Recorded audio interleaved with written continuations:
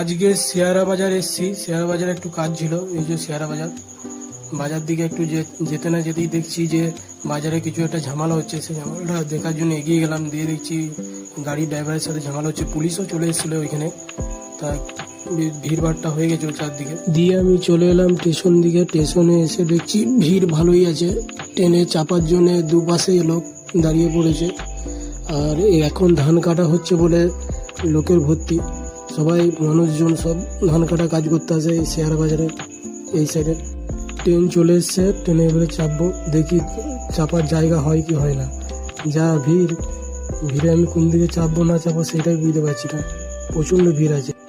ট্রেনটা বেশিক্ষণ দাঁড়াবে না, এই ভিড়ের মধ্যেই আমাকে চাপতে হবে। যেমন তেমন করে চেপে পড়ি না। এই যে ট্রেনে প্রচণ্ড চেপাচেপি রয়েছে, এখনো পর্যন্ত ঠিক মতন দাঁড়ানোর জায়গা নেই। এই যে ভিড়, সোনামুখী পৌঁছে যাবো এখনই। এই যে সোনামুখী চলে এসেছি। সোনামুখীতেও প্রচণ্ড ভিড় আছে। এই ভিড়ের মধ্যে আজকে ভালোই কষ্ট হলো আসতে। ভাবতে পারিনি যে এত ভিড় হবে। মায়ের মন্দির এসেছি, মায়ের মন্দির থেকে প্রসাদ নিয়ে পর তারপরে বাড়ি দিকে যাবো। ততক্ষণ এই ভিডিওটা এইখান পর্যন্ত।